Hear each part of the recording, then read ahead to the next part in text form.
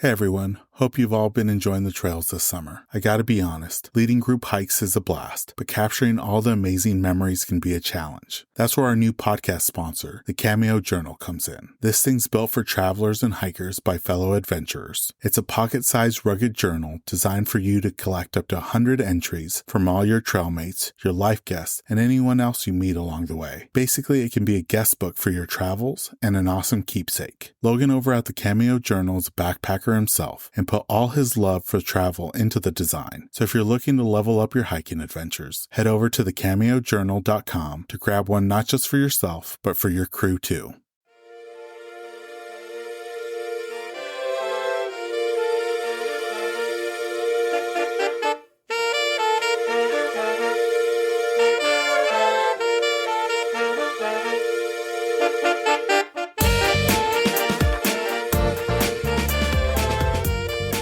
Welcome everyone to the Hikes and Mics podcast. I'm your host Ivan, and together we'll embark on a weekly journey connecting with extraordinary hikers from all corners of the U.S. and beyond. Throughout these summer months, we've had the privilege of conversing with some remarkable individuals. Their experiences and adventures will leave you yearning to hit the trails. In today's episode, we're talking to an amazing father-son duo from the East Coast, Billy and Cole. You can follow them on Instagram at Our Excellent Adventures. Billy and Cole share with us how their epic national park quest started and some of the amazing places they've already crossed off their list, including all the Florida national parks. They also share some of their side quests they do on most national park visits, including ATVing to White Pocket in Utah and catching an amazing Firefly show in the Great Smoky Mountains. Without further ado, let's jump into this episode with our guests, Billy and Cole.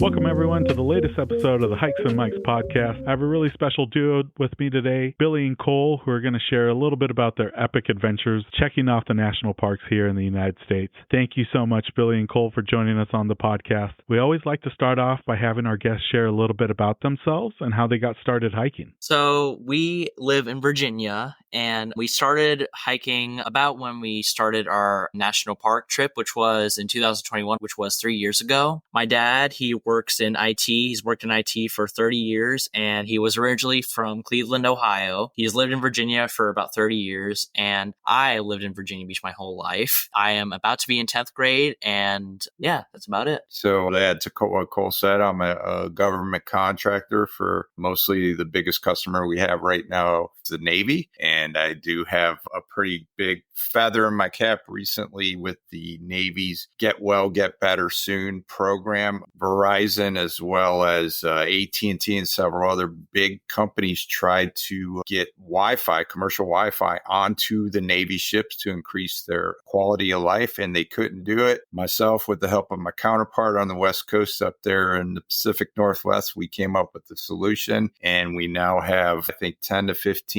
naval vessels that have commercial Wi-Fi on their ship and several of the Navy bases now. So pretty proud of that achievement. It took me 30 years to accomplish, but that's by far the coolest I've done in my career. Right on, Billy. Yeah, I was living in Hawaii. I had a couple friends that were in the Navy, and they said it was long trips making it from Hawaii to even San Diego with not much for internet out there. So kudos to you. Appreciate that. And Billy, you're a veteran as well, right? Yes. Yes, sir. I was in for 6 years from 86 to 92 when I graduated from high school. I was an electronics technician, so that kind of parlayed into the IT field. I highly recommend anybody, if you don't know what you want to do when you grow up, definitely a great place to start. The training that I received while I was in the service has helped me tremendously with my career. I want to give a shout out to other fellow veterans there. They mean a lot to me and my son as well. He's very proud that I am a veteran. Thank you for your service. Appreciate it. I haven't made it out to the East Coast that much. I've been to Georgia, but what's the hiking scene in and around Virginia Beach? Cole and I were just discussing that we have a state park here, it's First Landing State Park. We have done a couple trails there. It's not very large. Usually when we know we're going to do some pretty... like long hikes, we usually go to the oceanfront, the boardwalk. We usually just walk along the boardwalk. And yeah, that's pretty much what we do to prepare for long hikes. The boardwalk's about 32 blocks long. So we usually walk that back and forth once or twice and then stop for dinner somewhere and listen to some cool music there on the beach. But our home park is Shenandoah, and that's where we started our national park quest as the first one. Like Cole said at the beginning, that was our very first experience with national parks, and that kind of got us hooked as well. We had probably driven through there several times through the Blue Ridge Parkway, which is gorgeous in the fall colors there. There's a lot of wildlife there and a lot of cool hikes there. We've been there. I think about like maybe three four times. Yeah, we've been back since we started the quest. Try different entrances just to get a different perspective on the park in different times of years. Yeah, and I'm glad you brought up the quest because it's a special quest that I think a lot of people are doing, and that's trying to visit all the beautiful national parks our country has to offer. Can you share a little bit about the idea of how this quest kind of came to be? Yeah, so back in 2019, we did a cross-country train trip where we took a train across the entire US of A, like to Chicago, San Francisco, New York, and all that. And one of my dad's friends said, "Man, that was a really cool trip. How are you guys going to top this?" And my dad said, I don't know. So there was this one time my dad was scrolling on Instagram and he saw Grandma Joy's road trip. Do you know who they are, Ivan? No. Yeah, so a little bit about that. So he came across Grandma Joy's road trip, and the story goes it was a man named Brad and his grandmother who she lived in, I think it was Chillicothe, Ohio, and 80 years old,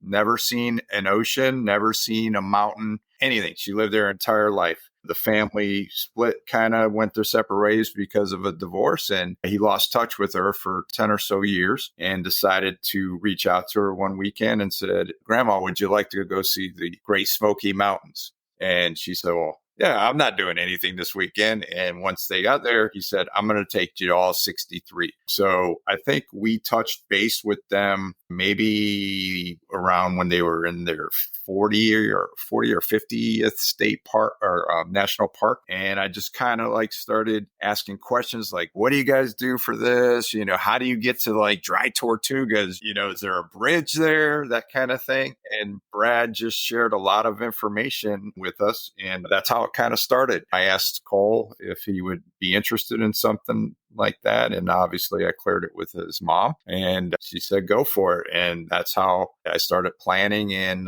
doing a lot of research. And can we do this? How long? Because I don't like to start things without finishing them. So it's kind of funny when I brought that up, people ask Cole, about the trips and everything. And he said, I told my dad, if we don't finish them together, I'll definitely finish them myself. And they're like, "Oh, is your dad terminal or something?" It's how it comes across. And he's like, "Oh, no." Well, finally, he just said, I'll finish them irregardless if we finish them together or not. Yeah. Well, now going back to the train trip, guys, I've always been interested in those train rides across the country. How many days was that on the train and how many stops? It was 17 days. The original plan, you've probably seen the post on Facebook that said, go from New York to San Francisco by train for $238. And that intrigued me. So I reached out to the man and he was basically a travel agent. Once he started sharing, I was like, well, I can do this myself. So I built this spreadsheet, and the original plan was to go around the entire perimeter of the United States, all by train, calculating the days and wanted to make some stops here and there. I figured it was going to be about a month and a half to do that, possibly. And I just figured at the time it was a little bit too long for Cole to be away from his mom because we like to share time equally, even though I'm sure she would have been okay with it. So I said, well, maybe we can just go to the West Coast, and is there a way to somehow get back across in half the time?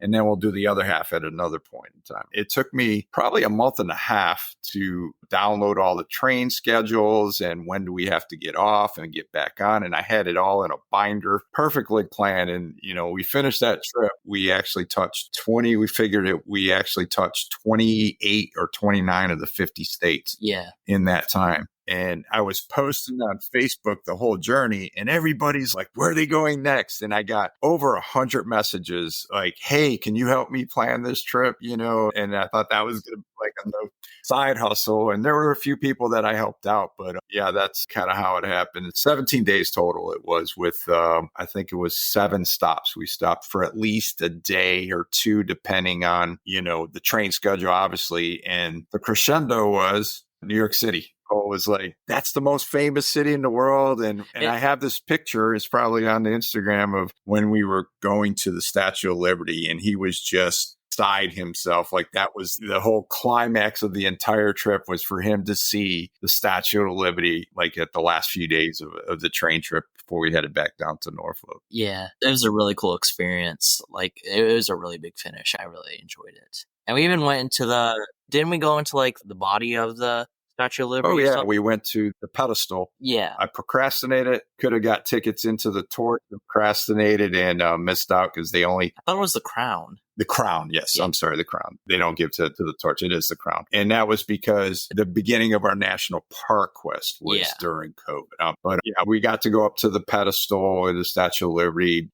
We could have went to the crown, like Cole said, but I procrastinated on buying the tickets. I think they had just opened this brand new for the Statue of Liberty on Ellis Island, and it had been taken like 10 or 15 years to build or something. So right when that opened, everybody bought all the tickets up immediately to do both and to go to that. But we still enjoyed it going on, into the Statue of Liberty. So that birthed the quest to hit up the national parks, and you guys started off with a bang because you went along the East Coast, and I was hoping you could share a little bit about that first trip and which parks you guys were able to cross off the list. Yeah, so with the beginning of our national park trip, it was a little bit weird because we didn't know anything about the Unigrids, we didn't know anything about the Junior Ranger programs, and with that first trip, we went to 4 parks. It was Shenandoah, New River Gorge, Mammoth Cave, and Great Smoky Mountains. Yeah, we traveled by car. All by car, and we camped everywhere that we went there. And it was difficult because it was during COVID, obviously. So a lot of the campgrounds, their showers and things were all shut down. Bathrooms were shut down. So, we had to make do with whatever way we can, find those 50-cent truck stop or $1 token machines to take a 5-minute shower. Because like we said, it was during COVID. So yeah, a lot of the stuff was closed. But we made the best of it, and it was a good place to start. The only bad part about that was Mammoth Cave, when we figured out about the Junior Ranger program. It's kind of disappointed that we completed the Junior Ranger book,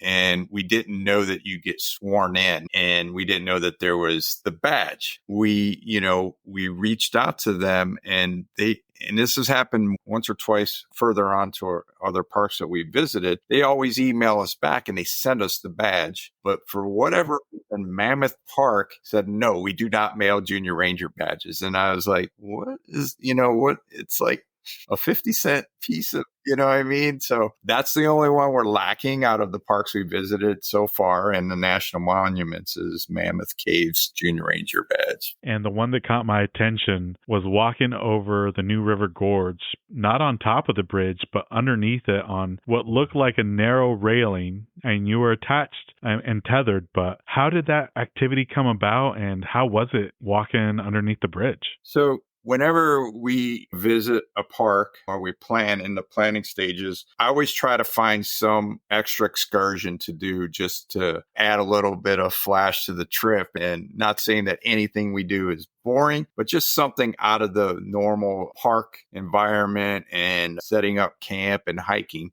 Couple people said, you got to do the bridge walk. I have a friend that used to live there, and she said, you got to do the bridge walk. I'm like, what's that? You walk underneath the bridge on the causeway across there. So I set that up, and Cole, what were you, 10, 11 at that time? Yeah, I think I was 11. And I think this may sound crazy, but to be honest, I was not scared at all. I was not even scared at all. I was just like ready to be, Dad, take my picture of me hanging on the edge. Like, yeah. I was not even scared at all because I knew that I was safe and I had like the proper equipment and stuff. So yeah, I wasn't really scared at all. And he's got a pretty neat stat. I call him Mr. Jeopardy. So he finds all these different numbers and stats, and everywhere of all the places we've been, He always knows what wildlife are particular to those areas that we really look forward to, kind of like the unicorns at each one of the parks. But what's your stat that you came up with for the New River Gorge? So something I saw was that the New River Gorge, because it's like above a river, and from the river, it's as high as a Washington Monument and 2 Statue of Liberty stacked on top of each other. That's how high it is. Wow. And you didn't get any like shaky knees, Cole? You were all about it? Nope, I was totally fine. I did not have any shaky knees or I don't know if you've seen the reel, but he ran out there before I was even out there with a guide. He was the first one out of the whole. I think we had a group of 12. There was a way to actually be able to go out on the girders instead of just the causeway. But at that time, it wasn't available. I think probably during the COVID thing. There are tours that obviously can pay a little bit extra. Funny story on that same note was we talked about Grandma Joy and Brad, and that was one of their later parks that they went to visit, because we call New River Gorge the new kid on the block because it's because it's like the newest national park. Yes, and Brad is severely afraid of heights. So I thought it was a pretty neat gift to pay for him and Grandma Joy to go on the bridge walk at New River Gorge. He's like, I'm going to kill you guys. You can't do this to me. But Grandma Joy, that woman, she's 89, 91, 92, 93. I don't know where she's definitely 92, but at the time I want to say she was 90. Went right out there. She's done Class 7 rapids up in Alaska when they went up. And that's not the only time.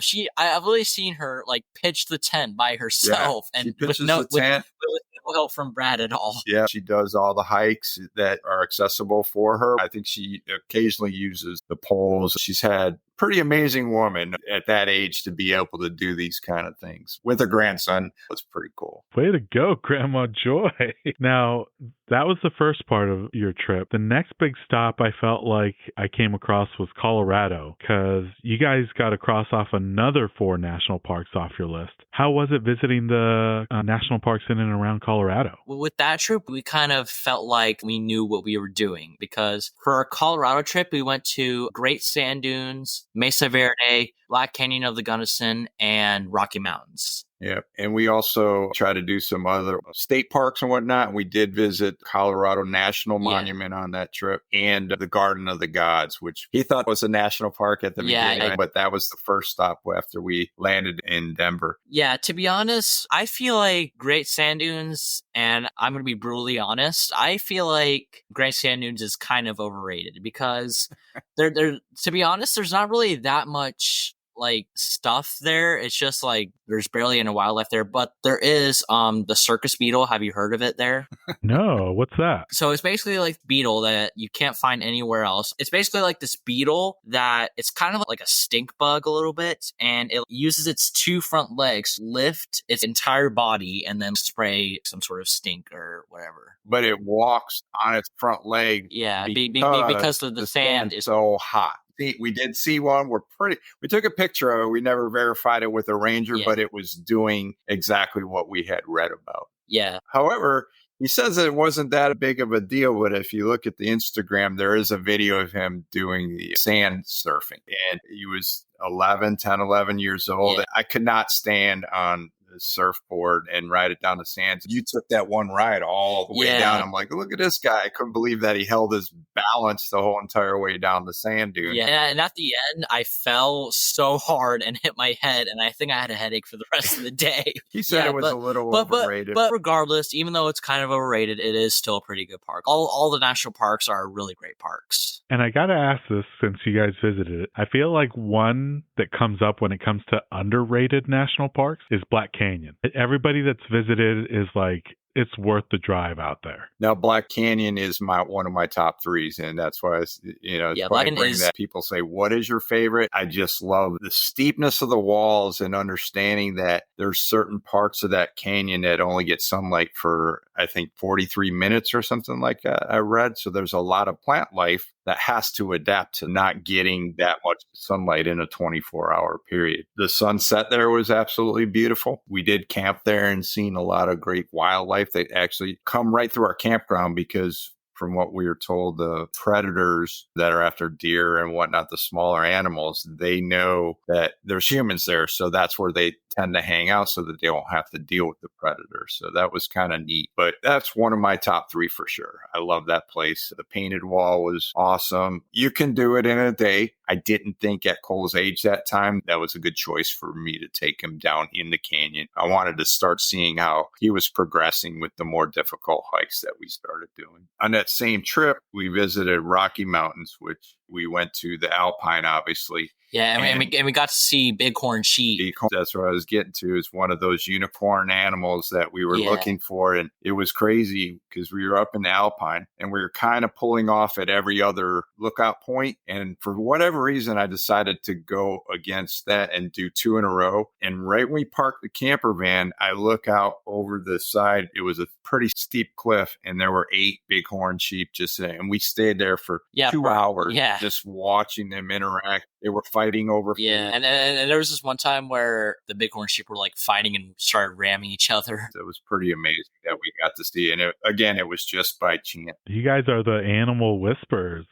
Yeah. Thing I really like about national parks is the wildlife there. What were the marmots we seen up there too that are kind of special to the Alpine area? They don't come down with. We did get to see 2 of those while we were up there as well. Yeah. And switching gears, guys, I feel like one place that really hasn't been talked about in the podcast is Florida, which is home to some impressive national parks there in its state. A lot of them surrounded by water in one form or another. How was it crossing all the Florida national parks? So, to be honest, I really, really like the Florida ones, mainly because most of them are underwater. And I really like going underwater because whenever you go underwater, it feels like you're in a whole other world. And we did a lot of playing for Florida, and it was a really, really fun time. I really enjoyed it a lot. He picked up snorkeling. I was kind of nervous when you dive into the ocean off a boat. It's another world, especially when you can see the bottom. Yeah. It kind of raises the anxiety level, but the kid went right to it and he's diving down to the coral. No problem. The same at Dry Tortugas. We snorkeled around the entire island. Unfortunately, you only get to spend 6 hours there before the boat leaves unless you get a campsite, but he snorkeled the entire time we were there. We seen eels. I was a little bit scared of eels because I don't really like eels. I think they creep me out a lot. I was really proud of him, how well he picked up snorkeling, because it is nerve-wracking for some people. It raises the anxiety level. I'm scuba certified. I got certified in Turks and Caicos many years ago. I want him, some of these trips that are coming up on the West Coast that we could possibly hit some scuba sites. We entertained it. We haven't gotten around to getting him trained and certified yet. It's a little bit of a longer process for the younger crowd to get certified, but we'll get there. Now, I got to ask you, because Dry Tortuga is high up on my list just because it's so unique. What's the process to get out to it? You said it's by boat, but where do you catch the boat and how long of a trip is it? So there's 2 ways. You can do it by seaplane, which is, I think, only about 35 minutes to get out there, or a ferry. Or a ferry. Was it in Key West? Yeah. To take a boat from Key West to Dry Tortugas, which is about a couple hours. 2 and a half hours, yep. Usually you have to make those reservations pretty far in advance. Yeah. That whole trip was built around us getting those reservations. I just happened to look at the site and it said the ferry ride was available. And I'm like, boom, I reserved it right then and then built the rest of the trip around that reservation to get out to the Dry Tortugas. So we camped in Key West. On the way down from here, we stopped, which I think is one of the most underrated parks, is Congaree National Park. And that's the swamp area. They're world famous for the mosquito meter at the visitor center. Yeah. Have you ever seen it? We hit Congaree on the way down, Biscayne, Dry Tortugas, and then spent the rest of the time in the Everglades. Cole's probably got a pretty good story about the Everglades. I'll start out by saying, don't go to the Everglades in July. Because that place is riddled with mosquitoes and you will be bit up. It's literally like a war zone there. I'm not even joking. We camped at the furthest campground in the United States. And when we pulled into the campground, I guarantee you there's 300 camp spots there, right? And guess who were the only people there? There was no one else in this campsite. And we're like, Wonder why. We kind of found out why the next morning because in the morning, our tent was covered with mosquitoes. And I was like, and the moment I look up and see all the mosquitoes, I was like, Dad, our tent is covered in mosquitoes. That was bad. Taking the tent down and getting all our gear back into my truck. We have the doors open, and I didn't know this, but mosquitoes are attracted to carbon dioxide that comes out of your exhaust pipes. So we're running the car to keep the AC going inside and trying to get our gear in there. And the carbon dioxide from the exhaust is going up the back window. So they're all swarming on the back of my truck. And literally by the time we got home, we literally had to wash off all the mosquitoes that were on there because like all the mosquito cuts that were on there. They were inside the truck and there was something biting us all the way home. All the way home for a 13, 14-hour drive from there. All the way home. And the funny thing was, I was like, how am I ever going to get these bugs out of the car? So we unpacked the car. He went back to his mom's and I left my property here and I left the doors and everything open on my truck and went and stayed at a friend's house, right? Well, my neighbors, being good neighbors, they called the police because they see a vehicle. Yeah, they actually broke into the house to see if I was still alive and went through it. And then finally, when I came back, someone had left a note, Bill, please contact us and let us know you're okay. The police came in your house. And I was like, my God. Oh, my word. And all because the mosquitoes were in the truck, though. There were so many of them in. I didn't feel like they were ever going to come out. Since then, I hated mosquitoes. I was going to say, I think you guys even got a sticker, was it Everglades National Park, that said, I donated blood with a little mosquito on it? Yeah, we did. Everglades is famous because it's the only place in the world where crocodiles and alligators cohabitate. Yeah. After we pitched our tent, we went to the visitor center and we were walking around the boat ramps there. Just happened to look down on the boat ramp and there was about a 30-foot crocodile on the boat ramp. So it looked fake because it was so big and so still. And like by the moment it saw us, it started like hissing. So yeah, here's the difference between alligators and crocodiles. Crocodiles are not entirely as mean as alligators because alligators, they kind of really don't mind as much, but alligators, they are really mean. Yeah, and I think that might have been a crocodile, maybe. I don't know. Yeah, it was definitely a crocodile. We kept our distance. And you know what? I don't know if you knew this, but alligators can actually predict the weather. Remember from the gator farm we learned? What did they say? Go ahead. So alligators actually make 3 different noises. This is true. One of the noises means to stay away. They make a grunting pig thing because it's their mating call. I forgot what the last noise was, but it means bad weather is coming in the next 24 hours. True. We learned that at Hot Springs National Park. Yeah. That came from. I never knew that until we went there. The story behind Hot Springs is, it's a big baseball town. Back in the day, Babe Ruth and Lou Gehrig, those guys, they used to come there during spring training to get in the hot spring. They believed it had the healing power and all that. Oh, we went to Whittington Park. Yeah. And if you look at the Instagram, this is so funny. We found where those players used to play and they still have the home plate from the baseball field that Babe Ruth used to train at. They'll have the home plate in the parking lot. And there was this one time where Babe Ruth hit like a home run into the gator farm, which is the gator farm that we went to. And they have the landing spot of where the ball landed was 572 feet away from the home plate that he launched this mammoth home run. Marked, and it's dead right in that alligator farm because the alligator farm has been there since 1903. So we obviously had to go see where the ball landed because Cole did a reenactment from the Sandlot. So we went to see it, and then that's where we learned about the alligators making these 3 different distinct noises for different scenarios, and one of them was predicting bad weather.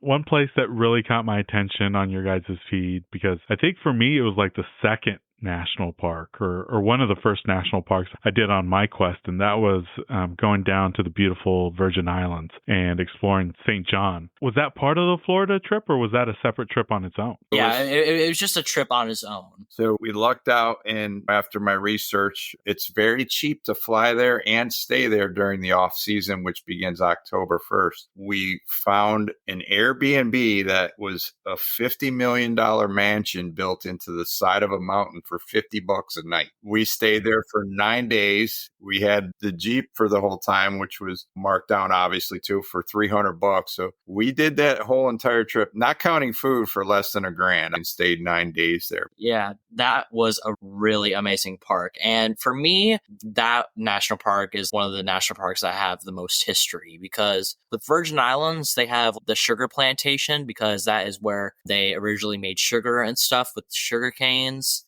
And I don't know if you knew this, but did you go there? Yeah, and you probably noticed all the donkeys there and stuff. And the reason with all the donkeys there is because they use donkeys to transport the sugar and stuff to all the other places. I just thought they were like wild donkeys that got released into the wild. Well, they were, but afterwards, I think, after the whole sugar thing, I think they just didn't bother to take them anywhere else, so I think they just left them there. So, yeah, we saw those donkeys everywhere, and we also saw a bunch of cows as well there. Yeah, snorkeling there, it was better than Florida, in my opinion. We even got to see a bunch of turtles as well. And the water there is clearer than any other water I think I've ever seen in the world. Like, you can purely see to the bottom. And the water that we have here at Virginia Beach is like all green and gross and disgusting. You can't see anything to the bottom. That was amazing. It was really amazing. The cool thing about, and talking about hiking, one of the hikes we did there was Ram Head. That one, we actually ended up doing that hike for like pretty much a whole day. Yeah, we got lost. Made a wrong turn, but we ended up on Drunk Beach on the north, where everybody were building those little figures and little artwork out of all the shells. And that was kind of a hidden gem. We really enjoyed that. And during that,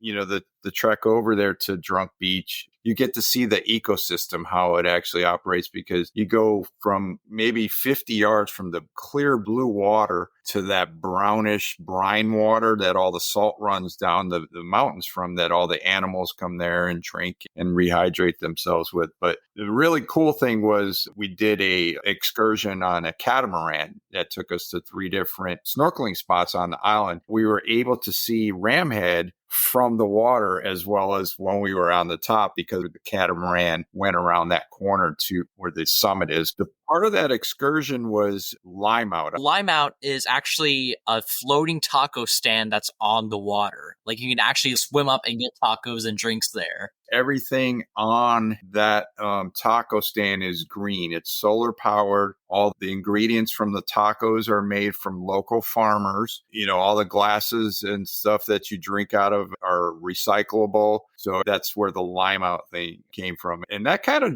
that was another reason that drove that whole trip, was I picked up, I think it was Time Magazine, and it was one of the top 10 places to visit in the world before you die. So I'm like, oh, let me check this out. And everything I researched was very expensive to get there. I just happened to come across cruise bay excursions that took us there for lunch, but also threw in, 3 snorkeling spots throughout the day. And your entire day was spent on the catamaran, cruising around. And so we pretty much had the whole day on the catamaran. Probably the highlight of that trip. But there's some really good hikes on that island as well that we did. What were the cactuses? There's a name for them. Soldier heads or something, German soldier head cacti or something. And they were all on that side of the hill, but not on the other side, because the windward side was too strong and they weren't able to live on that side of the hill. It was very odd, but it kind of showed how that ecosystem operates there as well. Switching gears, I think all these national parks are high on the list for many people crossing them off, and that's Utah's Mighty Five. How was it visiting the Utah national parks? Well, I tell everybody when I retire, that's where I'm moving, is to Utah. So far, one of the most beautiful places we've been. We did a lot of BLM camping there in Moab to hit those 2 national parks. Yeah, Moab was really cool. I really liked Moab. But Cole, would you like to share probably the highlight and the best hike that we've done yet that whole trip? Well, if you guys are wondering, that hike goes by the name of Angel's Landing. I will never, ever experience anything ever like that again, because I have no words. It was literally the most beautiful thing I think I've ever seen in my entire life. Because, it was just truly amazing. And this kid's, I don't know if you've done Angel's Landing, but it's pretty difficult. Yeah, it is. At the time, he was 12 or 13, and there was 2 times that I wanted to give up. I was like, I'm done. I couldn't tell if it was the elevation or I'm in really good shape at the time because we were both trained in martial arts. He was just like, Dad, come on, we can do this. Keep going, keep going. And I kept telling him, Dad, we have to finish this. We've come this far. We have to finish it. And there were 2 false summits. And at the second false summit, I'm like, I'm done. And he just said, come on, we can, like, he was so encouraging. And I didn't take any pictures until we summited because it was his first, probably most difficult hike in that kind of, arena of the chain section and all that I was so nervous. And it was so quiet and peaceful up there because we were both so focused that we weren't, obviously we don't want to make any mistakes. So we weren't like talking or anything. Yeah, we were just, and he led the way up to the summit the entire time. And, I look back and say, man, I wish I would have took more pictures. But like he always tells people, we have those pictures in our mind. Yeah, because like you actually, like whenever you see like pictures to like they're more than just pictures. You actually have to like experience them because like pictures will never like they'll never be the same as the actual experiences. And it was funny that when we summited, there's actual cell phone service. So there, I just happened to turn on my phone to take pictures. And he called his mom, and his grandpa was over at her house to tell her that he had just summited Angel's Landing. So that was kind of cool. Yeah, I was super, super proud of him, the way he handled that entire trek. And to finish the night off, we had a really nice dinner at a Mexican restaurant to top it off. I do remember that. Yeah, my legs were hurting at that Mexican dinner. I was having a hard time going back down. Yeah, funny that you remember that. Yeah, and there was this one time where we were on the Narrows, and I fell down like 2 times. And I kept telling him, Dad, it's hard for me to walk because we had to like wear these like wetsuits, and the water from when I fell down, it went into my wetsuit and it was there for like the whole time I was hiking. And I was like, Dad, I'm so tired. I can't walk. And like the time when we got back and I took the wetsuit off, water just flooded. So I felt bad because I was like, I didn't realize that he had all that water in his suit the whole time. It was just he didn't fall into the water. He just kind of like went down to his knee and was just enough for that water to pour into the bib. He knew I wanted to go to Wall Street during that hike, which is pretty far up in there. And he's like, Dad, I can't do it. And he goes, I know how bad you want to get to Wall Street, but I just can't. I said, all right, we'll turn around and go back. I know you wanted to go to Wall Street. It was fine. Got to look out for each other on these things. Defend for ourselves. The side adrenaline excursion in that place, we took a guided tour to White Pocket since we didn't get the permit for the wave. And I'll tell you what, they gave us a brand new 4-wheel drive laser ATVs. Just driving that thing out to White Pocket was worth the price of admission alone. There was still snow on the ground on the way out there. It was very cold. But once we got to White Pocket, it was warm. We were able to take some drone footage there. We haven't done the wave, but most people that we've talked to that have done the wave in White Pocket say White Pocket is actually better than the wave. White Pocket, if you get a chance, beautiful area as well. Northern Arizona, southern Utah, it's a magical place. And talking about magical places, one of the segments we like to do here on the podcast is doing a deep dive into our guest's Instagram and asking them about a specific post or a location. And I knew I had to ask you guys about this magical experience because I've never witnessed anything like this, but you got to see some special fireflies in Smoky National Park. Can you share a little bit about that experience? Well, we actually went to that fireflies experience, not 1, not 2, but 3 times. Yeah. So if that's any indication of how great of an experience that is, it's definitely a bucket list. It's very hard to explain because you hike out to the viewing area and it's dark sky. There's nothing. It's complete dark. You have to wear red cellophane lights and you can't have any flashlights. But when they start flashing, the entire forest just lights up. It's the craziest thing. You're like, oh, fireflies when I was a kid, but they do it simultaneously. Yeah. That's what the cool thing is about it. And they'll blink, 3 or 4 times in a row. Yeah. And then they just all stop. And you're in complete darkness for about 15, 30 seconds or so. And then they do it again. And you can just sit there every time we went 3 hours. At least just sitting in the middle of the woods watching these things. If you have a chance, definitely go see it for sure. They give out 100 permits a night for 7 days. That's it. So we found a little loophole for that. There's a nearby campground and you can use an app that searches for cancellations at the campground. We end up getting one of those campgrounds and then you can just walk up to the viewing area. The permit is so you could drive into the viewing area. I think there's about 150 campsites near there. And a lot of people just get the campsites and they don't even set up camp. They just park there, view the fireflies, and then take off after that. Yeah, if you want to go, do it. No worries. Just do it. It is amazing.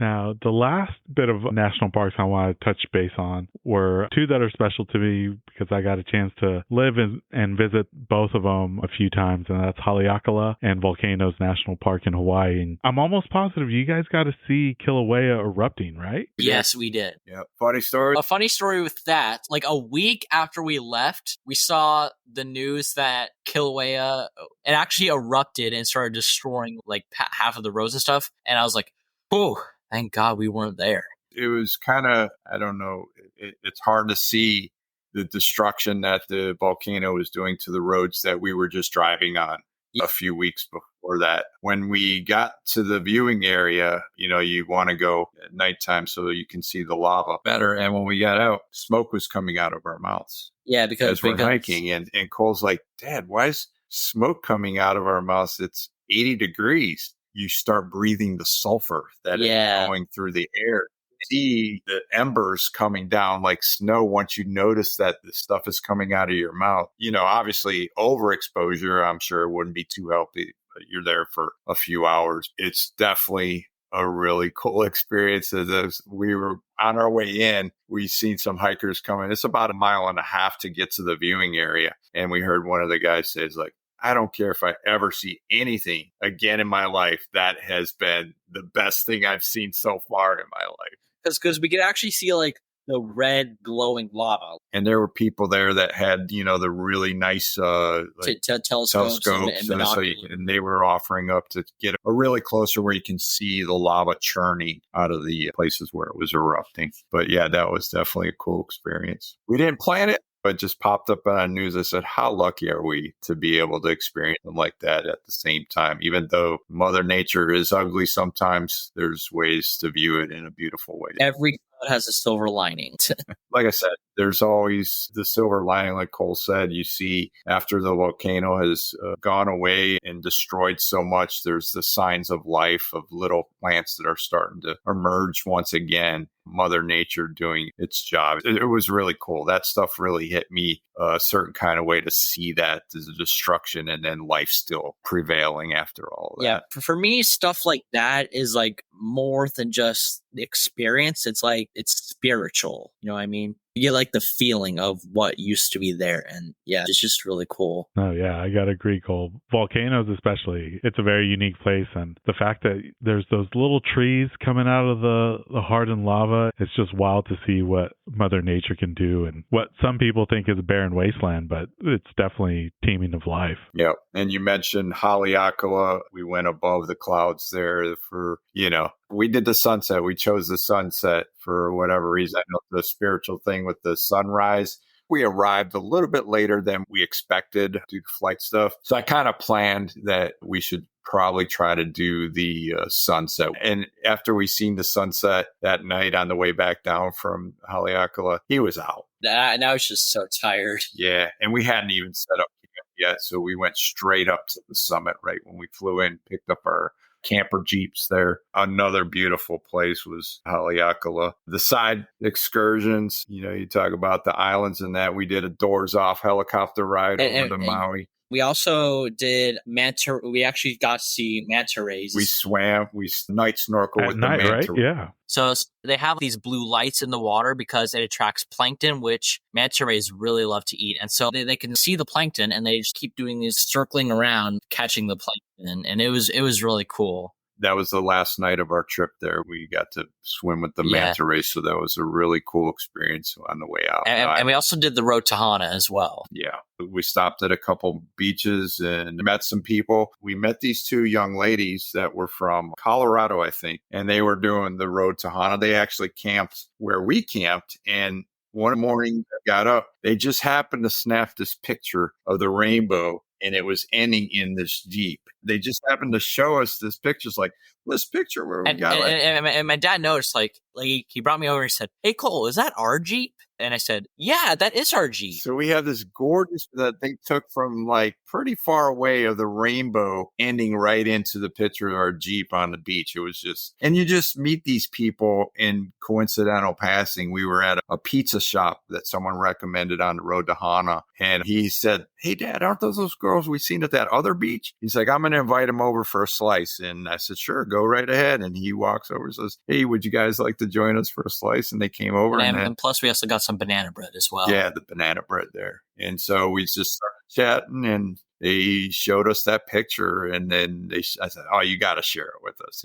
That's definitely a keeper." Yeah, we did so much stuff in Hawaii. We got to try some banana bread. We got to try some shaved ice, which is what Hawaii is famous for. Mm-hmm. And yeah, it was really fun. Now, this question, it's a little unique because I wanted to ask you guys since you're on the quest. I feel like a lot of people that are checking off national parks, they tend to grab a regular souvenir, whether it's a sticker, a mug, a stamp. Is there a regular routine that you like to do at each of the national parks, whether it's getting a specific souvenir or maybe a piece of merchandise like a t-shirt or hat? Yeah, so we usually do a ton of stuff whenever we go to a national park. Like the first thing we do when we arrive to a national park is we take a picture of the signs, and I also have like a passport Junior Ranger book that I can put all my stamps in. My dad has one as well. So that's one of the things we do. Like we said earlier, we collect some of the tokens as well. And that's pretty much it. Yeah. And he gets his Junior Ranger book. Yep. Plus, I do the Junior Ranger books and I collect one of the badges. I actually have a corkboard in my room with all the Junior Ranger badges that I have. And then obviously the big thing is he gets sworn in as a Junior Ranger of the park. And there's been some pretty prestigious parks that not many kids would be able to get sworn in at, like Dry Tortugas. There's not many kids that are able to go there and do the Junior Ranger activities and then get sworn in. That's part of the routine. And he likes to collect the token. We occasionally buy magnets for a friend or two. And then he always picks a souvenir for his mom, whether it's the jewelry or a trinket of some sort. She has a ton of coffee mugs. Yeah. Now, a lot of these trips you guys are traveling and you're either flying out or road tripping. When it comes to your guys' pack list, is there a luxury item that you guys tend to pack that falls outside of the essentials? For some, it's the GoPro. For others, it's books. Is there something that you guys like to pack individually or maybe together that falls out of the essentials, but you take it anyway? Well, we usually take this 360 camera that we have, and we usually take it like with us, like most parks we go to, and we get some really cool footage there. And then when we get home, I do some editing and I give them to my dad, and then he posts them on our Instagram. We're minimalists, I guess, in that aspect. Some people do bring, like you mentioned, some non-essential things, but we try to keep it as minimal as possible. I guess I'm kind of afraid of losing stuff that might be valuable. We did lose a camelbacks on our Colorado trip. Still cannot figure out. I called camper van place, and camelbacks aren't cheap. And that one was brand new, but we never figured out where it went, how we lost it. Like Cole said, it's just 360 camera. If we feel there's an area where we can get some really good drone footage without violating any of the rules. Yeah, because most national parks, you're not allowed to use drones in the actual park. If it's big, then we try to get footage from outside of the park. One example would be outside of Canyonlands. There's a BLM land right outside the gate there. You launch your drone there, you can get some pretty good footage without ever crossing the boundary into the national park. Yeah. But other than that, we keep it pretty basic when we go. We take the essential stuff that we think we're going to need. We've pretty much covered everything without having to look for something when we get to the park. As a matter of fact, we got a checklist already for our next outing this weekend. Cole worked on it. And yeah, that's my last question is, what are the hiking and national park goals for the rest of 2024? Well, first off, we knocked out two really good ones earlier this year. We went to Yosemite for Firefly. Disappointing because we waited in line for the bus and waited 40 minutes. and it never showed. And so like this was during the Firefly for Yosemite, and the bus wasn't coming, and it was only for 15 minutes and we had to get there early. So my dad decided that we should start walking. And then 15 minutes after we started walking, guess what we see coming down the road? The bus. Yeah. And at that point, we could not go back and catch the bus. So at that point, we literally just had to keep walking. And by the time we got to the falls, which was Firefly, which was supposed to happen, we missed it. But here's the thing, though. On the way back that made up for it, we saw a bobcat. We jumped a bobcat in the field, first one that we've seen in a while. So we were able to sit there and watch. They hunt moles there in that time in early spring at Yosemite. When some local there was hiking and watching it, and he told us all about them. The other part of it was when we did get on the bus, we ran into people that were coming back from Firefly, and they actually shared pictures. That was the only day that, there's some certain things that have to happen for Firefly. The sky's got to be clear, water's got to be over, and the other 2 days that we were there, the Mother Nature just didn't cooperate. They were kind enough to share the pictures of Firefly from that day. Yeah. You just can't take credit for actually seeing them. But like I said, pictures do not do it justice from the actual experience. Yeah. Cole was like, "It's okay, Dad. We can do it next year." Because it was back in February. We had another 3-day weekend, and as we talked about earlier, we hit Hot Springs National Park in Arkansas. Very, very unique park. A lot of history there. From the gangsters to the baseball players to the actual hot springs themselves. There was not a lot of hiking there. It's more history, but we did do a hike to Goat Rock there, which was probably the best available hike there. We had a perfect day for that too. Yeah. But we really enjoyed the baseball history. You want to blow up with the rest of our plans for 2024? Yes. So this year is probably going to be the biggest year ever for national parks, because in this year, we are going to the granddaddy of them all, Yellowstone. You know why it's called the granddaddy of them all? First one ever, right? Yep. It's America's very first national park. We did a couple researching, and there's actually not many hikes at Yellowstone, but they're just really short because, like I said, it was America's very first national park, and they were like testing stuff out. The main stuff at Yellowstone is the wildlife and the sights there. Because like with Old Faithful, the really huge amount of bison there, the pronghorns, and what's the yellow pool? Grand Prismatic.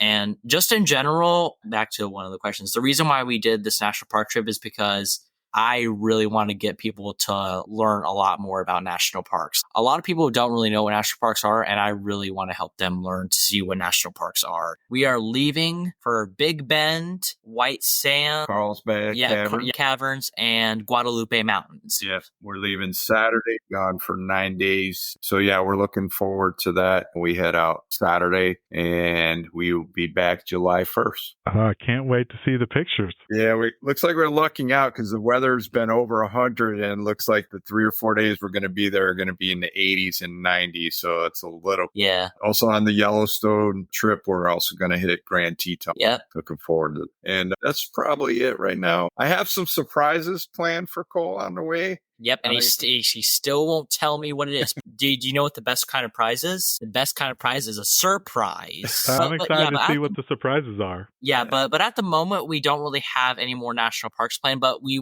were talking about maybe going to Isle Royale and Voyagers in the fall. But these, what we mentioned, are definite, already booked. Yep, they're already booked and planned. But if a 3-day weekend pops up, I'll see what the flight looks like. Usually you can find it. I'm very mindful of that. I do a lot of research and find a lot of inexpensive ways to pull these things off. And of course, the benefit was camping on BLM land. If you enjoy camping, it's free. And some of the places that we've camped are just amazingly beautiful as well, that you don't have to spend a whole lot of money on. Well, I'm excited to see pictures and the content you guys get from both of these upcoming trips. That was it for the regular questions, guys. This last little bit of the podcast is the this or that questions. I'm going to give you 2 hiking related topics, and you just choose which one you personally gravitate towards. The first one is, do you prefer a steep incline or a steep decline? I say steep incline. I don't like decline. It's bad on my knees. I would have to go with steep decline. And this one's a tough one, guys. Waterfalls or summits? Summits. Yeah, summits for me as well. Do you prefer a trail with switchbacks like Angel's Landing or just going straight up? I like going straight up. I don't like switchbacks. He hates switchbacks. I like switchbacks for obvious reasons.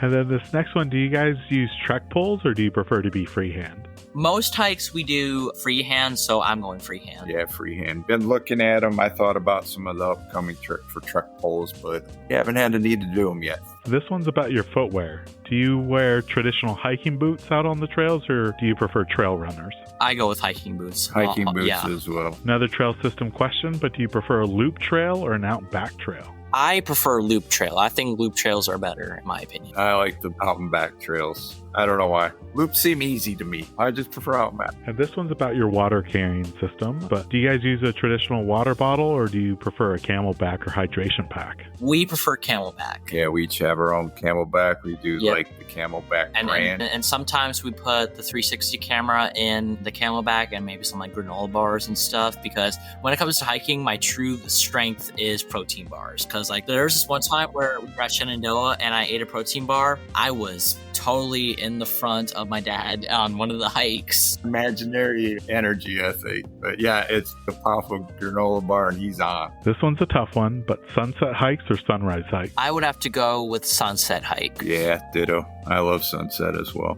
And then another equally hard one, spring wildflowers or fall colors? I'm going to go with spring flowers because I really like how beautiful and pristine the flowers look. I can just imagine a giant field of nothing but like colorful flowers and grass everywhere. And yeah, I really like We've seen a lot of that in Channel Islands. Yeah. Channel Islands, like, yes. I like the fall colors. We made a trip up to Acadia last year during the fall for that specific reason. It's just absolutely gorgeous fall colors at our Acadia. And then the last one is, do you prefer long and gradual hikes or the short and steep ones? I like the short, steep hikes better because they're short, but they're kind of hard. Immediate gratification, I think, is what he's trying to say. That. I think I like short, steep as well. Death Valley, a short, steep turned into long, gradual, ended up being 15 miles. And with about a half a mile left, this kid's like, I'm done. We are never going to another national park again. Yeah. Because about that was,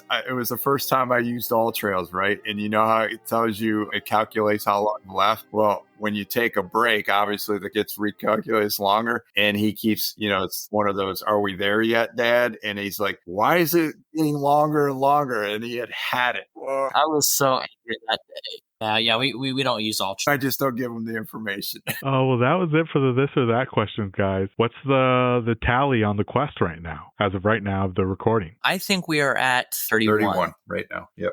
Okay. And then after these upcoming trips, you'll be over halfway through. That's pretty amazing to think we started this thing. We started this trip 3 years ago, and we are almost halfway. Well, that was it for the questions, guys. For listeners that want to check out your previous national park visits as well as your upcoming ones, where are some of the places both online and on social media they can follow you on? Go follow us on Instagram at Our Excellent Adventures. And on Facebook is Billy and Cole's Excellent Adventures. We used to have that on Instagram, but the wording of it didn't show up correctly up in the top corner of the page. Yeah. And that's where you can follow us at. And we'll be sure to put those on the episode show notes so people can follow along. I know this has been a journey with people that have helped you out both on social media and in person. Any shout outs or special plugs that you want to do before we head out? Yes. Yeah, we have two places. We have Elikai Outdoor. They do like these outdoor style games that are centered around national parks. And yeah, they sponsored us. And we also have one other sponsorship that we got. You want to tell them about that one? The Nat Parks app.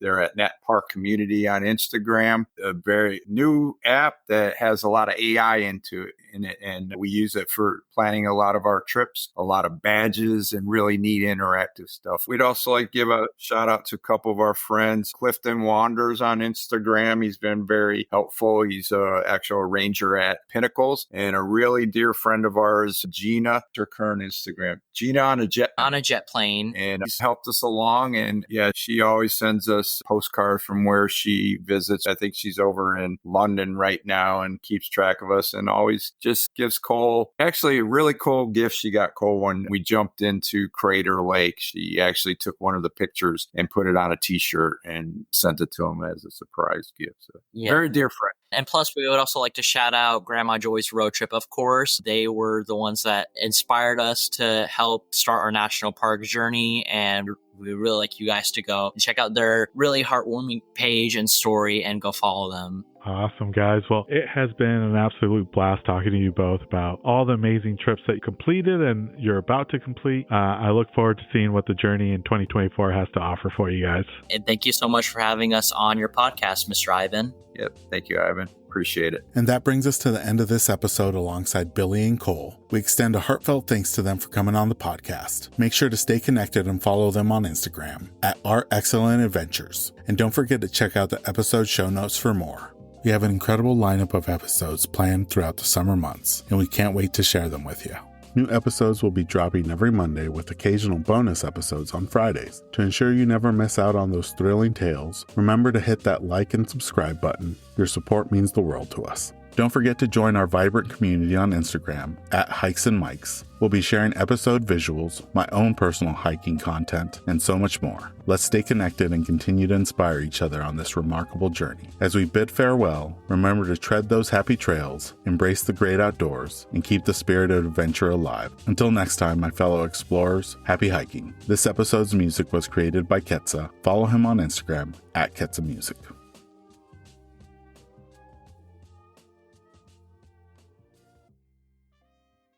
This episode is brought to you by Ursa Minor Outfitters. Folks, I'm absolutely in love with my loon mug. It's handmade, it's an absolute piece of art. Whether it's at the office or at the house, people keep asking to check it out. If you're not a loon fan, they also have other beautiful mugs for wildlife fans of moose, bears, and eagles. They specialize in products highlighting the outdoors and local pride through quality design by local artists. They've even started expanding into items beyond mugs, like apparel, dog accessories, and soon candles and more. They also try to partner and highlight other small businesses, and in some cases, forego profits in lieu of charitable giving to help their community, such as the dog rescue. So check them out, ursaminooroutfitters.com, and enter promo code HikesMikes10 at checkout to receive 10% off your order. And for our four-legged hiking partners, they also have a portable silicone dog bowl and also a sweet over-the-collar dog bandana. Go check them out, ursaminooroutfitters.com, and don't forget to enter promo code HikesMikes10 at checkout to receive 10% off your order.